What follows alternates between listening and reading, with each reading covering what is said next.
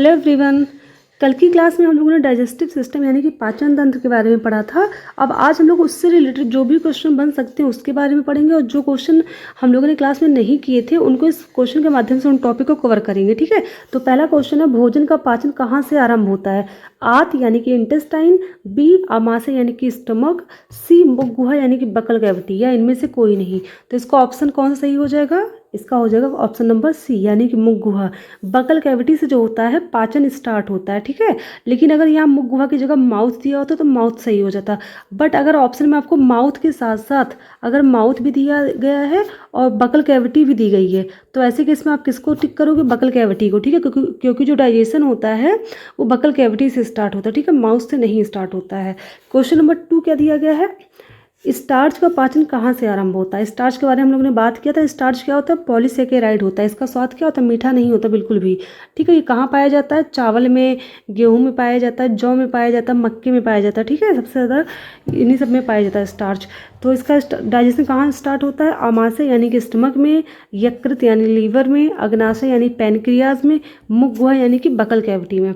तो बताइए इसका ऑप्शन क्या सही हो जाएगा? इसका ऑप्शन नंबर डी सही हो जाएगा। ठीक है, यानी कि डी नंबर सही है। आपने देखा होगा मुख में हमारी क्या होता है? बकल कैविटी में क्या, लार में क्या पाया जाता है? टाइलिन पाया जाता है। और टाइलिन जो होता है वो क्या कर देता है? स्टार्च को माल्टोज में तोड़ देता है। ठीक है, तो स्टार्च का जो पाचन होता है वो कहाँ स्टार्ट हो जाता है? डी यानी कि मुख गुहा बकल कैविटी में स्टार्ट हो जाता है। उसका क्वेश्चन नंबर 3 क्या दिया गया है? मनुष्य के लार का पीएच मान कितना होता है? यानी कि मनुष्य का जो पीएच होता है कितना होता है? देखो पीएच वैल्यू जो होती है, पीएच वैल्यू से हम किसी भी जो सब्सटेंस दिए होते हैं उनका सिर्फ क्या पता कर सकते हैं, ये अम्लीय है कि क्षारीय, यानी कि इसकी एसिडिटी और बेसिक प्रॉपर्टी को हम लोग बता सकते हैं किसके माध्यम से? पीएच वैल्यू के माध्यम से। जिसका पीएच जो होता है 7 से ज़्यादा होता है, कितना हो? पीएच वैल्यू क्या हो? अगर 7 से ज़्यादा है तो वो कैसा होता है? बेसिक होता है। अगर पीएच वैल्यू 7 से कम है तो वो कैसा होगा? एसिडिक होगा। लेकिन अगर पीएच वैल्यू 7 होती है तो वो उदासीन यानी कि न्यूट्रल होता है। ठीक है, ये बात ध्यान में रखिएगा। और जो शुद्ध जल होता है उसका पीएच हमेशा 7 होता है, एग्जैक्ट 7 होता है। तो जो मनुष्य का लार होता है, देखिए जो हमारा मुख का जो लार होता है वो स्लाइटली एसिडिक होता है, यानी कि हल्का क्षारीय अम्लीय होता है। यानी कि अम्लीय तो होता है लेकिन बहुत हल्का अम्लीय होता है। तो आपको इस ऑप्शन में ये तो हो नहीं सकता क्योंकि इसका 7 है, तो ये तो होगा ही नहीं। शुद्ध जल का पीएच 7 होता है, बाकी किसी का 7 नहीं होता। ठीक है, और माउथ को तो बिल्कुल भी नहीं हो सकता है।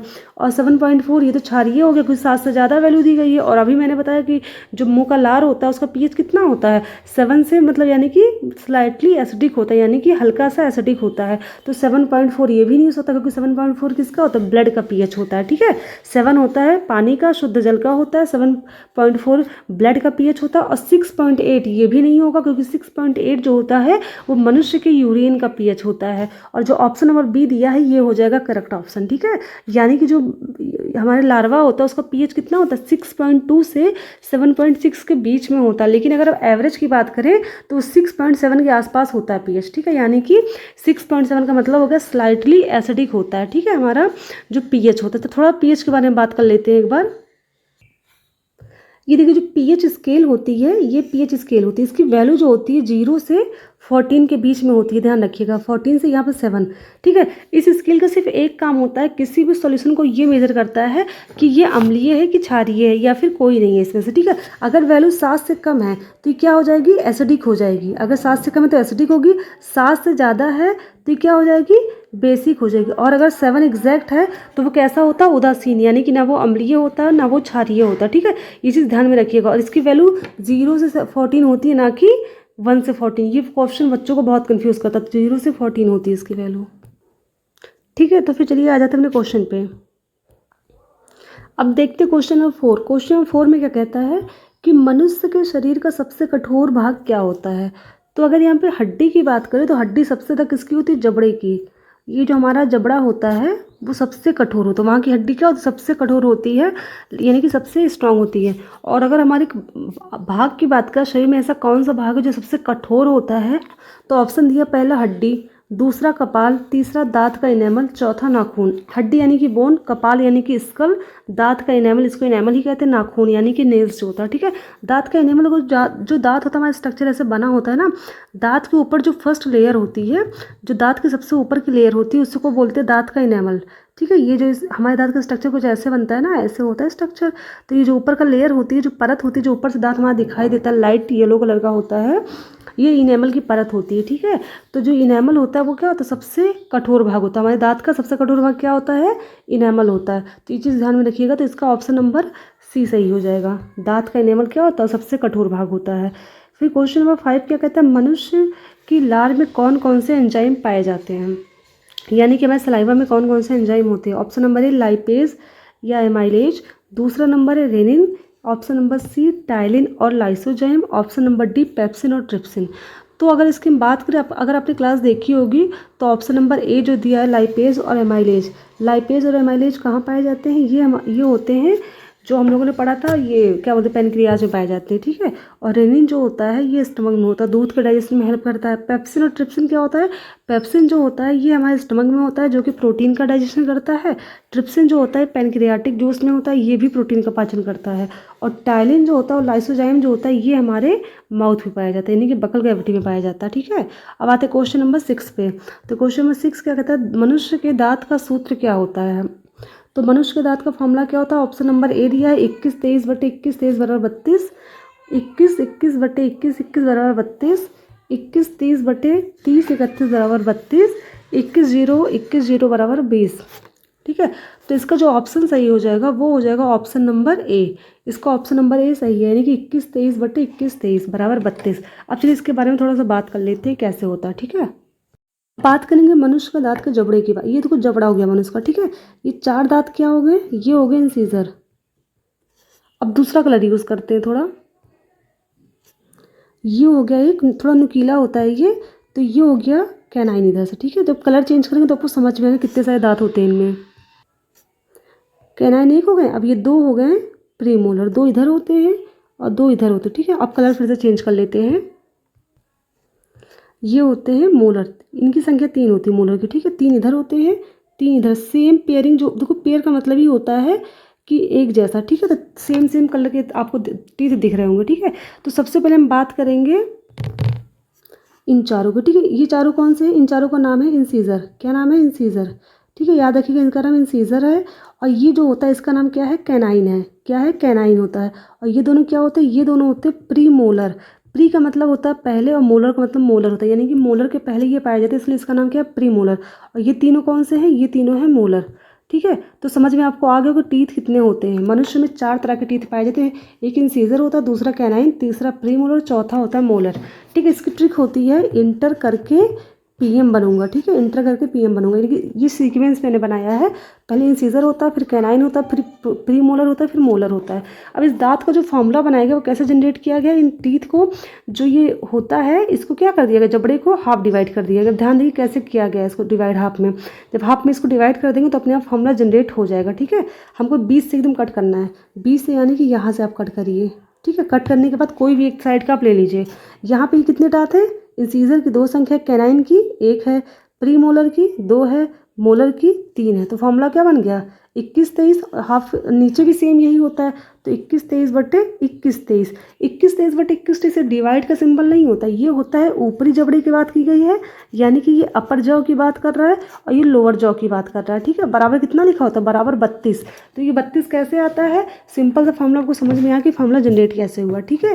तो ये हो गया हमारा फॉर्मूला, यानी कि ये जो 2 होता है, 2 डिनोट करता है कि 2 के पेयर में पाए जाते हैं इंसीजर, यानी कि 2 का पेयर का मतलब होगा 2 को 2 से मल्टीप्लाई कर दो कितना आ जाएगा, 4।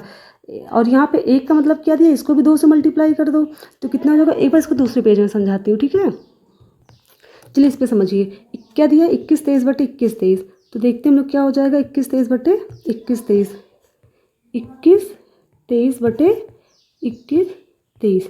पहले हम 2 को लेते हैं, 2 को 2 से मल्टीप्लाई करेंगे 4 आ जाएगा, फिर 1 को 2 से मल्टीप्लाई कर देंगे 2 आ जाएगा, 2 को 2 से मल्टीप्लाई करेंगे 4 आ जाएगा, 3 को भी 2 से मल्टीप्लाई करेंगे 6 आ जाएगा। टोटल कितने हो गए 16, ठीक है। यानी कि लोअर जॉ में कितने 16 टीथ होते हैं। अब ऊपर भी 21 23 बटे 21 23 दिया है, तो यानी कि 21 23 जो दिया गया ये भी जोड़े में है, तो 2 को 2 से मल्टीप्लाई करेंगे, 1 को भी 2 से मल्टीप्लाई करेंगे, 2 को भी 2 से मल्टीप्लाई करेंगे और 3 को भी 2 से मल्टीप्लाई करेंगे। कितना आ जाएगा 2 2 जा 4, 2 1 जा 2, 2 2 जा 4, 2 3 जा 6, तो ये ऊपर भी कितने हो जाएंगे 16 टीथ हो जाएंगे, ठीक है। तो ये जो फॉर्मूला होता है ये हाफ जबड़े को लेकर के लिया जाता है, ठीक है। तो आपको समझ में आई होप आ गया होगा कि फॉर्मूला कैसे जनरेट होता है। अब हम लोग बच्चों के टीथ की बात कर लेते हैं कि बच्चों का जबड़ा कैसे होता है, ताकि वो भी आपको क्लियर हो जाए, ठीक है। तो चलिए उसको भी बता देते हैं अगले पेज पे। अब देखिए ये बच्चों का जबड़ा है, ठीक है। तो बच्चों का जबड़ा लेते हैं हम लोग, ये है बच्चों का जबड़ा। इसमें क्या होता है बच्चों में भी 4 दांत जो आगे के होते हैं वो पाए जाते हैं, इंसिजर चारों पाए जाते हैं, ठीक है। कैनाइन भी बच्चों में पाया जाता है। उसके बाद जो होता है जो प्री मोलर होता है उनमें बच्चों में नहीं पाया जाता, यानी कि मोलर लास्ट के जो 2 दांत होते हैं, यानी कि मोलर जो होते हैं वो लास्ट का एक तीसरा दांत नहीं पाया जाता, यानी कि स्टार्टिंग के जो फर्स्ट मोलर होता है और सेकंड मोलर होता है, ठीक है। फर्स्ट और सेकंड मोलर बच्चों में पाए जाएंगे, थर्ड मोलर नहीं पाया जाता बच्चों में।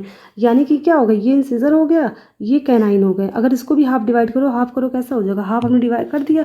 अब इसका क्या बन जाएगा, इसका 2 हो जाएगा। कैनाइन कितने हैं 1 है, और ये प्री मोलर कितना है 0 है, और मोलर कितना है 2 है। तो इसका फॉर्मूला क्या बन जाएगा 21 0 बटे 21 0 2 बराबर कितना हो जाएगा 20। कैसे 20 आया, चलिए मैं इसको दिखाती हूँ आपको।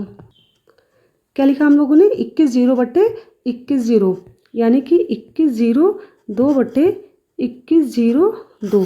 अभी आपको दिया 21 0 2 बटे 21 0 2। अब 20 कैसे आएगा, अब देखो 2 दिया, हमने पता है ना कि ये सब पेयर को दिखा रहा है, किसको दिखाता है पेयर को दिखाता है, तो सबको 2 से मल्टीप्लाई कर देंगे। तो 2 को 2 से मल्टीप्लाई करेंगे 4 आएगा, 1 को 2 से मल्टीप्लाई करेंगे 2 आएगा, 0 को 2 से करेंगे 0 ही रहेगा क्योंकि यहाँ पर टीथ तो एक भी नहीं है।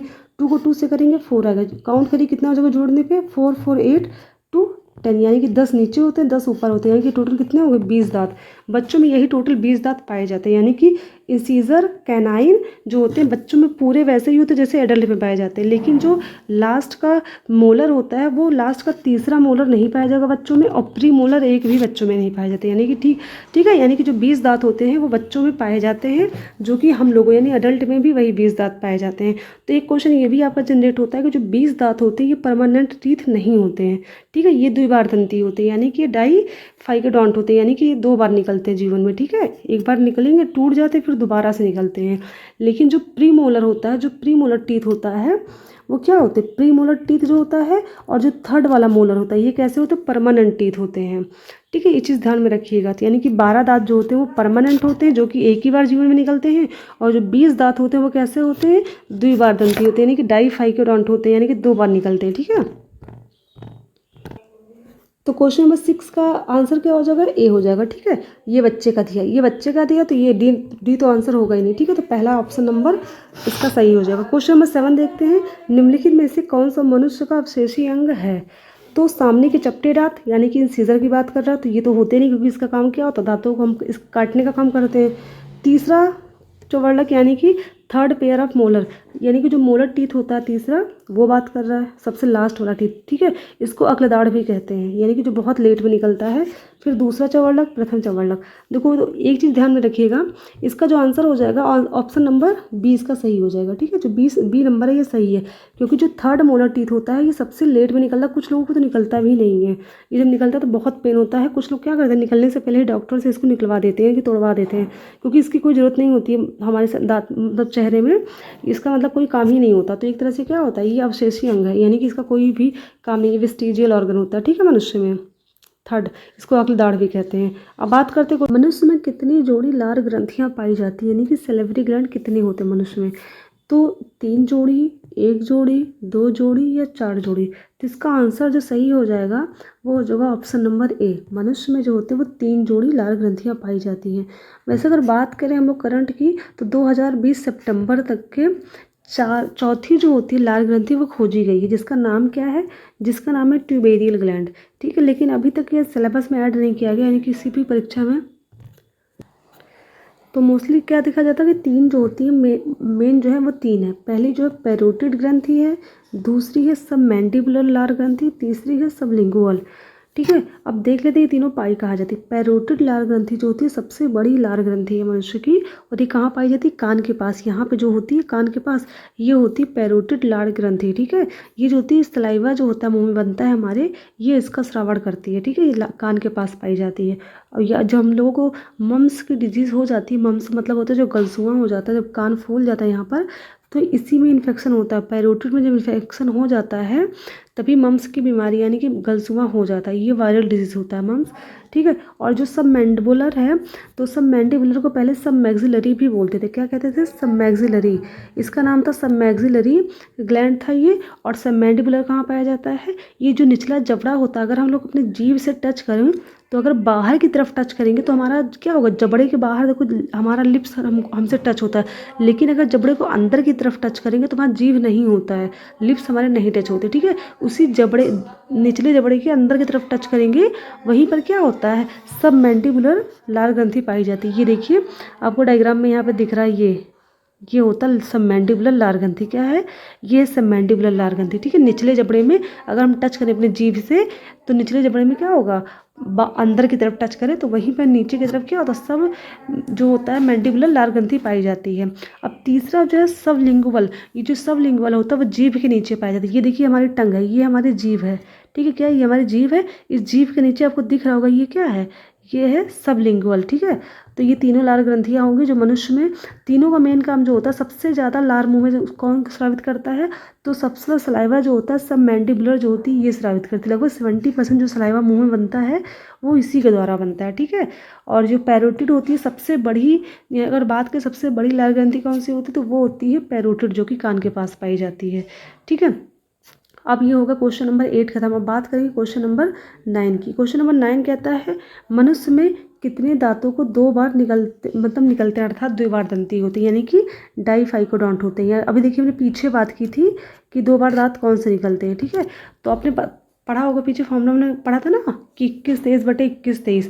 तो 21-23 जो 32 दांत थे वो तो एक बार निकलना कन्फर्म है, क्योंकि अडल्ट में 32 दांत होते हैं, मैक्सिमम 32 होते हैं, कम 28-26 कितने भी हो सकते हैं किसी के मुंह में। जरूरी है कि 32 के 32 दांत सब में निकल जाते हो। ठीक है, तो ये 32 दांत तो निकलते हैं, लेकिन इनमें से ऐसे कौन से दांत है जो दो बार निकलते हैं, यानी कि बच्चों में कौन से दांत निकलते हैं फिर टूटने के बाद दोबारा निकलते हैं। तो वो 20 दांत जो होते हैं वो कैसे होते हैं, द्विबार दंती होते हैं, यानी कि 20 टीथ। वो कौन कौन से होते हैं, इंसीजर के 2 पेयर, यानी कि 4 दांत इंसीजर के और 2 कैनाइन के। प्रीमोलर का जो दांत होता है बच्चों में निकलता ही नहीं, यानी कि जीवन में एक बार ही प्रीमोलर का टीथ निकलता है, वो भी अडल्ट अवस्था में। यानी कि जब इंसान मतलब बड़ा हो जाता है तो प्रीमोलर सिर्फ एक बार ही निकलता है लाइफ, यानी कि जो 4 दांत हमारे होते हैं प्रीमोलर के, 4 ऊपर और 4 नीचे जबड़े में, वो सिर्फ एक बार होते हैं, यानी कि परमानेंट टीथ होते हैं। और जो मोलर होते हैं इनमें जो होते हैं 2 पेयर, पहला और दूसरा पेयर जो होता है वो 2 बार निकलता है, लेकिन जो तीसरा पेयर होता है जिसको हम क्या कहते हैं, अक्लदाढ़ कहते हैं, ये कैसा होता है, वेस्टिजियल टीथ है, और ये भी सिर्फ एक बार निकलता है। यानी कि ओवरऑल अगर हम बात कर लें तो हमारे मुख में सिर्फ 20 दांत ऐसे होते हैं जो क्या होते हैं, 2 बार निकलते हैं। ठीक है, और जो 12 दांत होते हैं वो कैसे होते हैं, वो होते हैं परमानेंट टीथ, जो कि सिर्फ एक बार निकलते हैं। ठीक है, अब बात कर लेते हैं हम लोग कि कौन कौन से 20 दांत होते हैं। पीछे से क्लास में मैंने बात की थी, अगर आपको देखना पीछे जाकर एक बार, अगर आपने ध्यान से नहीं देखा तो देख लीजिएगा, समझ में आ जाएगा। ठीक है, अब बात करते हैं क्वेश्चन नंबर 10 की। मनुष्य के दांतों में कौन सा रासायनिक पदार्थ पाया जाता है। तो आपको पता होगा जो हमारे दांत होते हैं, हमारी हड्डियाँ होती है, वो किसकी बनी होती है, वो होती हैं कैल्शियम फॉस्फेट की बनी होती है। ठीक है, कैल्शियम फॉस्फेट की बनी होती हैं, ये होता है फॉर्मूला कैल्शियम फॉस्फेट का।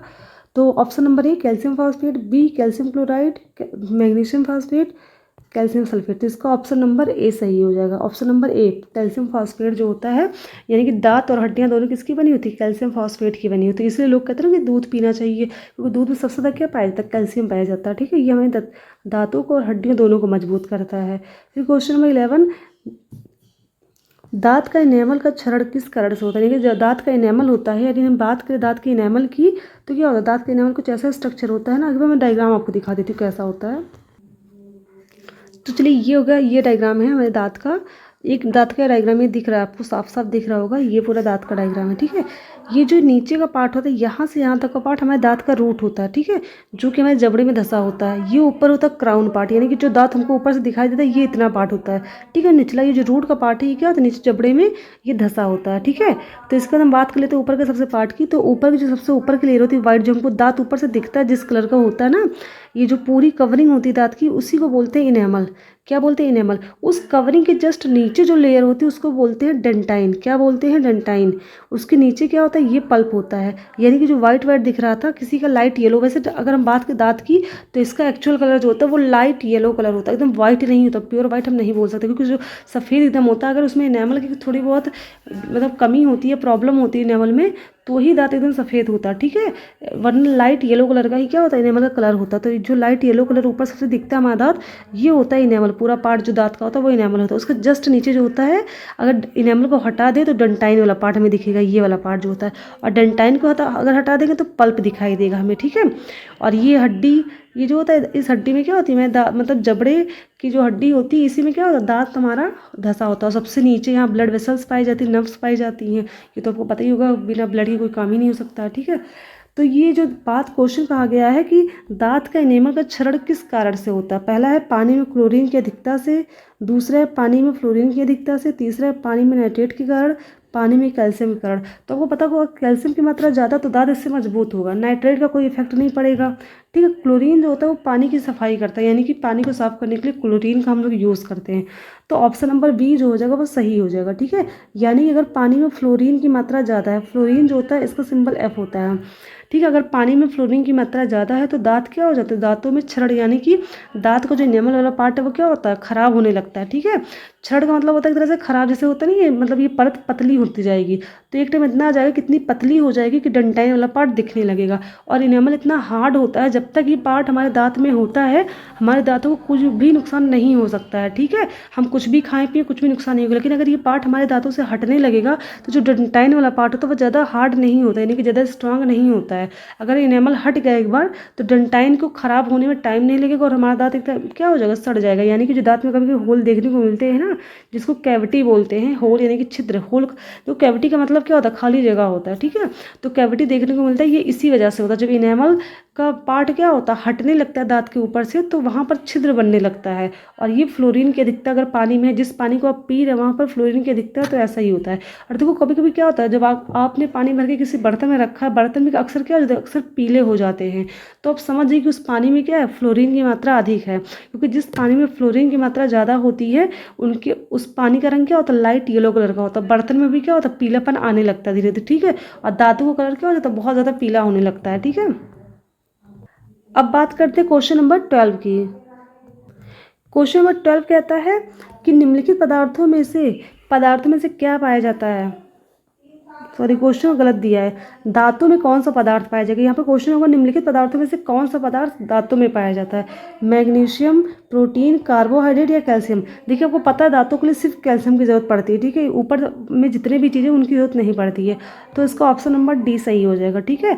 कि यानी कि दांतों, जो हमारा दांत होता है उसमें कैल्शियम पाया जाता है। क्वेश्चन नंबर 13, कड़वे स्वाद के लिए कोशिकाएं जिह्वा के किस भाग में पाई जाती है। अब हम बात करेंगे जीभ की, क्योंकि जो हमारा जीभ होता है, जो हमारी टंग होती है, इसके अलग अलग पार्ट्स में क्या होती है, कोशिकाएं पाई जाती हैं। यानी कि जो टेस्ट बड्स होते हैं वो पाए जाते हैं। उसी की वजह से हम किसी भी चीज़ को खाते हैं तो उसका स्वाद हमें पता चलता है कि हाँ ये कड़वा है, ये खट्टा है, ये मीठा है, या फिर ये नमकीन है। अगर वो टेस्ट बड हमारे जीभ पे नहीं पाए जाते, देखिए छोटे छोटे छिद्र होते हैं, आपको दिखा होगा, ठीक है, जीभ पे दिखता होगा। ये जो होते हैं बड्स, ये टेस्ट बड्स होती है। क्या होती हैं, ये टेस्ट बड्स होती है। अगर ये हमारे जीभ पे नहीं होती तो हमें खट्टे मीठे का किसी भी चीज़ का स्वाद का अनुभव नहीं होगा। तो चलिए बात कर लेते हैं इसके डायग्राम के थ्रू कि कहाँ पे क्या पाई जाती है, ठीक है। तो ये हमारा देखिए जीभ है, जीभ का डायग्राम हो गया।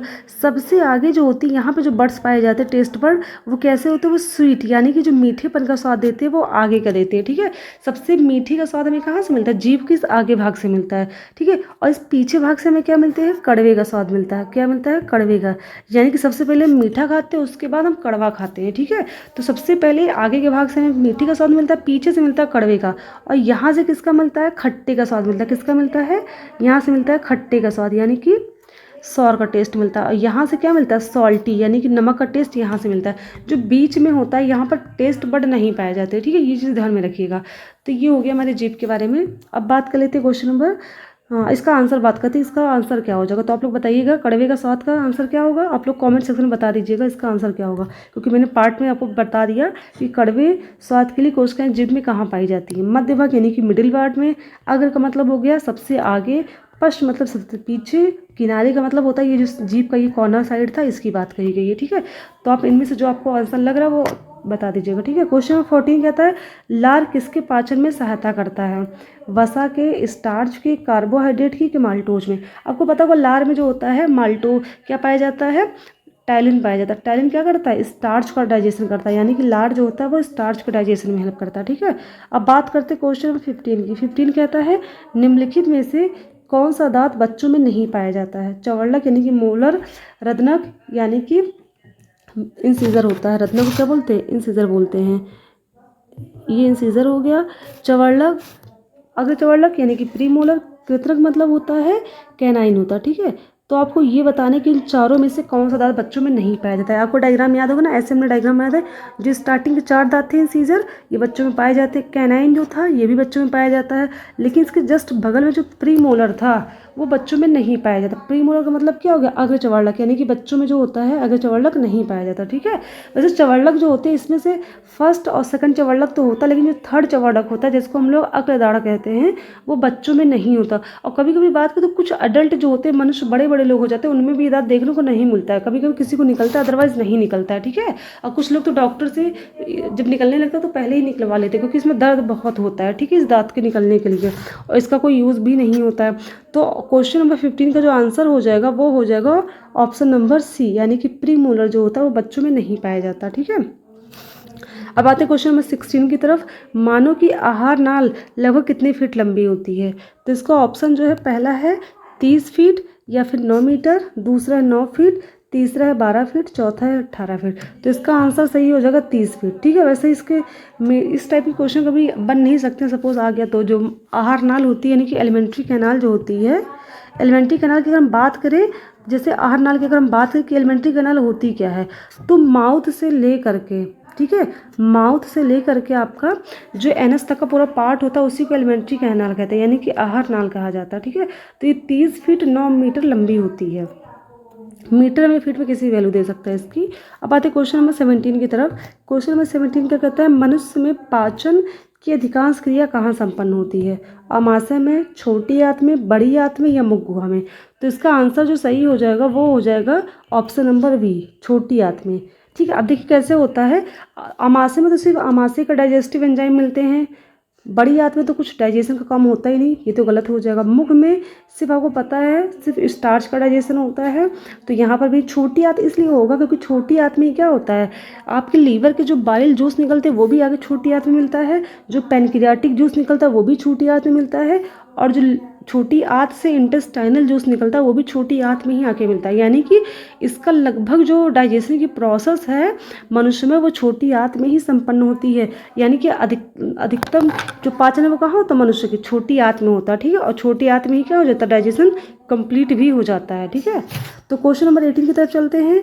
कैसिनोजन प्रोटीन को पचाने वाला एंजाइम कौन सा है। देखो कैसिनोजन प्रोटीन जो होता है वो कहाँ पाया जाता है, इसको कैसिन, देखिए कैसीन जो होता है, कैसिनोजन जो होता है वो कहाँ पाया जाता है, मिल्क में पाया जाता है, जो हम दूध पीते हैं उसमें पाया जाता है। ठीक है, दूध में ये पाया जाता है प्रोटीन, इसी की वजह से दूध का कलर कैसा होता है, वाइट होता है। ठीक है, तो इसको पचाने के लिए किस एंजाइम का यूज़ करते हैं हम लोग, रेनिन, हिपैरिन, ट्रिप्सिन या पेप्सिन। देखिए हम लोगों ने पढ़ा था पेट में क्या होता है, डाइजेस्ट हेल्प मतलब जो स्टमक होता है उसमें क्या होता है, रेनिन पाया जाता है। ठीक है, और ये क्या कर देता है, दूध यानी कि जो मिल्क हमारा होता है उसमें जो केसिन प्रोटीन होता है उसका डाइजेशन कर देता है। ठीक है, तो इसका ऑप्शन नंबर ए सही हो जाएगा। अब बात कर लेते हैं हिपैरिन की। हिपैरिन जो होता है ये ब्लड में पाया जाता है, एक एंटी कोगुलेंट वो प्रोटीन होता है। ठीक है, यानी कि ब्लड को जमने से रोकता है। हिपैरिन का मेन काम क्या होता है, ब्लड को जमने से रोकना।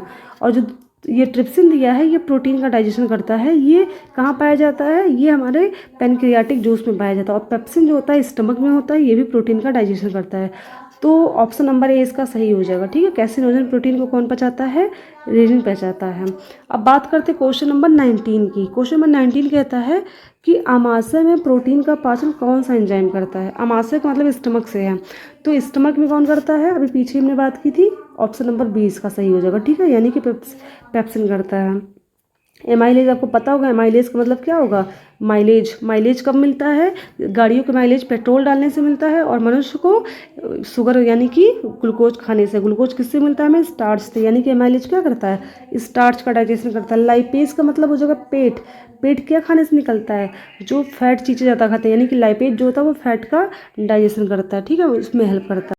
देखिए एक चीज़ ध्यान में रखिएगा, हम लोग जो भी खाते हैं उसमें क्या होता है, प्रोटीन होता है या फैट होता है या फिर कार्बोहाइड्रेट होता है, ये सब चीज़ें होती हैं, ठीक है। इनका डाइजेशन जो होता है, अगर हमारी बॉडी में एंजाइम्स ना होते तो इनका डाइजेशन को लगभग 50 साल, यानी कि एक टाइम का भोजन अगर हम खाते हैं तो उसको डाइजेस्ट होने में लगभग 50 साल लग जाते हैं डाइजेस्ट होने में। लेकिन जो एंजाइम्स होते हैं, सोचिए उसके खाने की रिएक्टिविटी को कितनी जल्दी बढ़ा देते हैं, ठीक है, इतनी जल्दी बढ़ा देते हैं कि 4 से 5 घंटे में हमारा खाना लगभग डाइजेस्ट हो जाता है, ठीक है। तो एंजाइम्स जो होते हैं एक तरह से कैटलिस्ट यानी कि उत्प्रेरक की तरह कार्य करते हैं, जो कि भोजन के पचने की जो क्रियाशीलता होती है उसको बहुत ज़्यादा तेज़ी से बढ़ा देते हैं कि खाना हमारा क्या होता है, डाइजेस्ट हो जाता है जल्दी से। हमें जो जो चीज़ें चाहिए होती, न्यूट्रिएंट्स जो भी हमें चाहिए होते, पोषक पदार्थ हमारी बॉडी के जिस भाग को, वो आराम से उन्हें मिल जाता है, ठीक है। तो हमारी बॉडी में डाइजेशन के लिए सबसे मेन चीज़ किसकी जरूरत पड़ती है, एंजाइम्स की। अगर एंजाइम्स ना होते तो पाचन क्रिया होना संभव क्या, असंभव ही था, ठीक है। तो बात करते हैं क्वेश्चन नंबर 20 की, निम्नलिखित में से कौन सा अम्ल आमाशय यानी कि स्टमक में पाया जाता है, हाइड्रोक्लोरिक, सल्फ्यूरिक, नाइट्रिक, ऑक्सैलिक। तो आपको पता होगा हमारे आमाशय में जो होता है HCl गैस पाई जाती है, यानी कि HCl जो होता है यही अम्ल पाया जाता है, ठीक है। इसी की वजह से क्या होता है, खाना हमारा अम्ल के माध्यम में चेंज होता है। अब क्वेश्चन नंबर 21 की बात करते हैं। क्वेश्चन नंबर 21 जो है कहता है निम्नलिखित में से कौन सा एक भी पाचक एंजाइम का स्रावण नहीं करता, लीवर, लार, पैनक्रियाज, आमाशय यानी कि स्टमक। तो आपको पता होगा पेनक्रियाज से पेनक्रियाटिक जूस निकलता है, यानी कि एंजाइम को स्रावण करता है। स्टमक से भी आपको पता है कौन कौन से निकलते हैं, एक तो आपका निकलता है पेप्सिनोजन जो होता है वही क्या करता है, पेप्सिन होता है, ठीक है। तो ये भी क्या करता है, एंजाइम होता है।